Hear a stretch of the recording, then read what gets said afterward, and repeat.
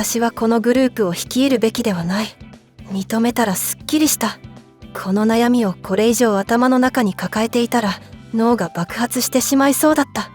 皆が私に頼るのは、私が地球の調和と自由のために戦うなんたらかんたらの URE 国防軍出身だからだ。だが私はただのパイロットだった。どんな飛行隊に放り込まれても操縦の腕には自信がある。だが指揮をすることまで求めないでほしい。私はできることは皆を元気づけることだけだ。今の状況は楽観できるものではないが、笑顔や少しの笑いがあれば最悪な状況でも乗り越えられる。それで腹が満たされることはないが、何もないよりマシだ。例の絶望という名の不気味な亡霊を追い払うことに関してだが、恐竜がいない方がはるかに簡単にやれそうだ。まだ言ってなかったか。それなら言うのを忘れていたんだ。とにかくラプターの攻撃はモラル的にあまり良くないということが分かった。嘘じゃない。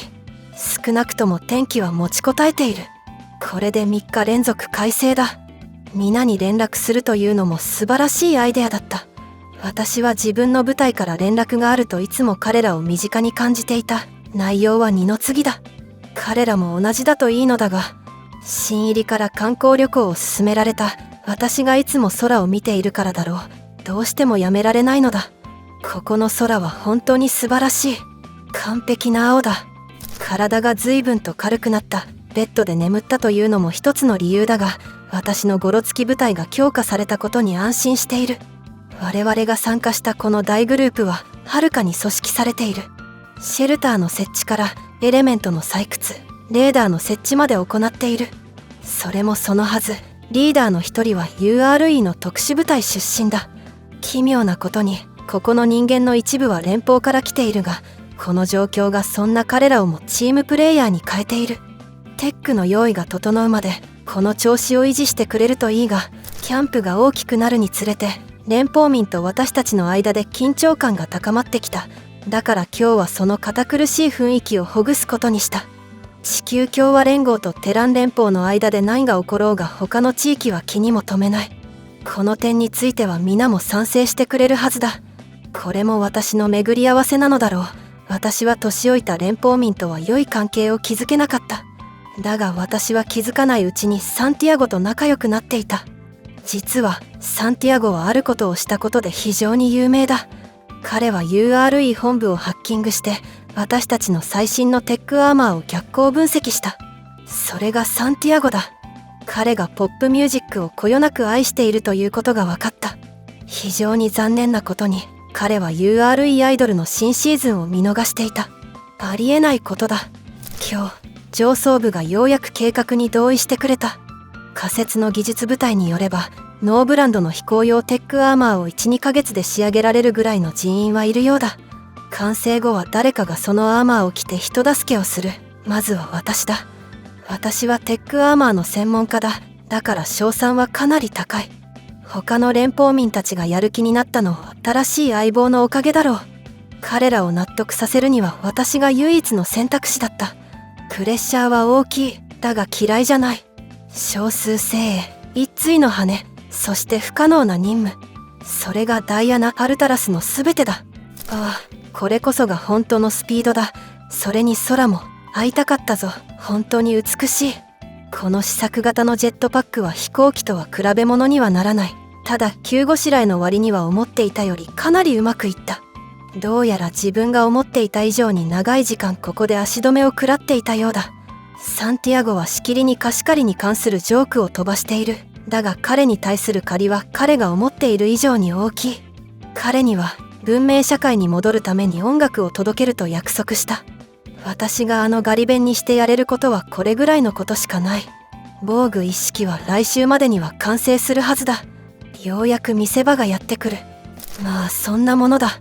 始めてから1日も経たずに私の仕事は壁にぶち当たった。もっとはっきり言えばこのエリア全体に張り巡らされている目に見えないエネルギーのバリアにぶち当たったのだ。間違いなくこれまで経験した中でも最悪の着陸のうちの一つだ。まだ肩に痛みが残っている。報告を行った後、サンティアゴにバリアを調べさせた。どうやら私たちの長距離信号が妨害されていたのもこれが原因のようだ。つまりこのバリアが存在している限り、この世界の外とは連絡が取れないということだ。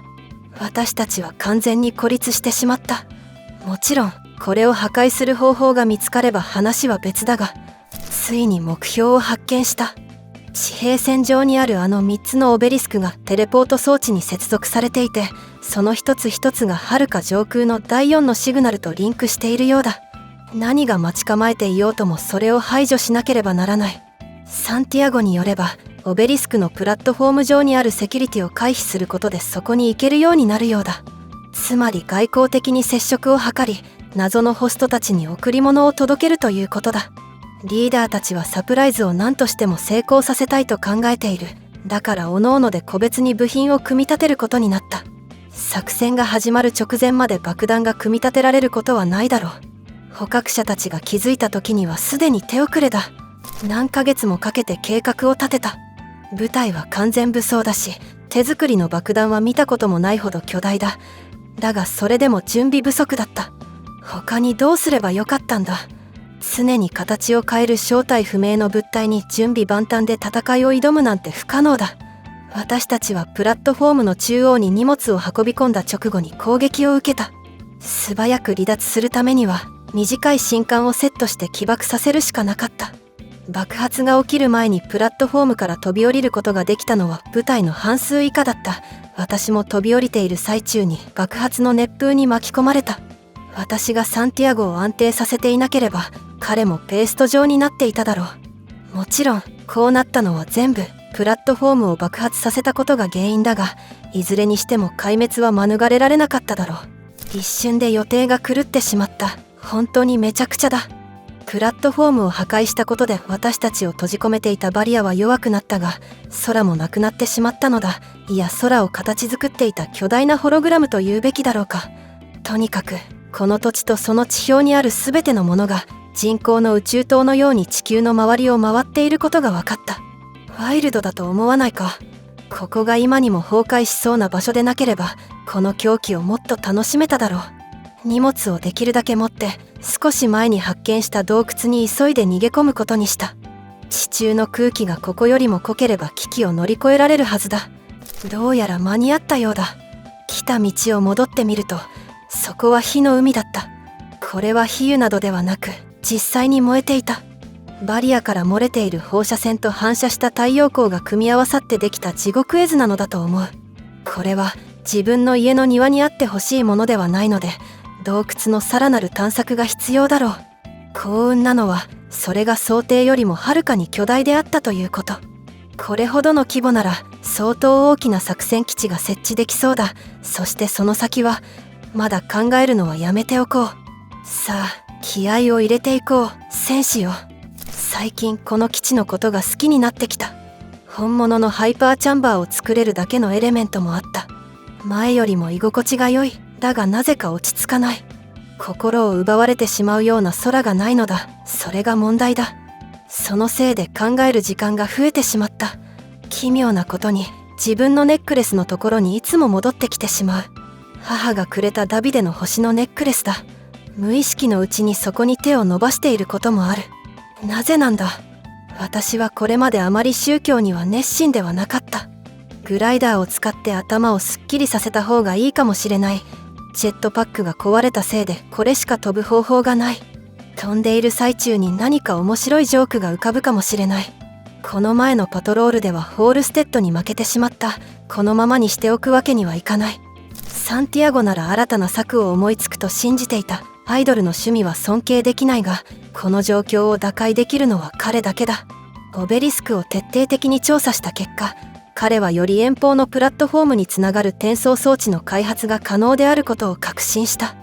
具体的に言うと、数週間前に検知した信号、すなわちその他のオベリスクとは周波数がわずかに異なるものを追尾できる装置だ。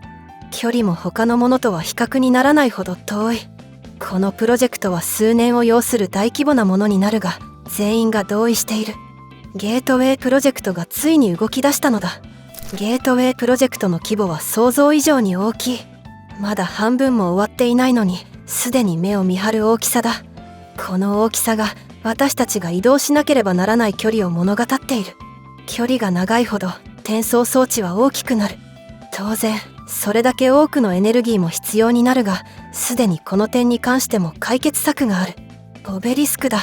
オベリスクはこの場所のメインパワーサプライに組み込まれている。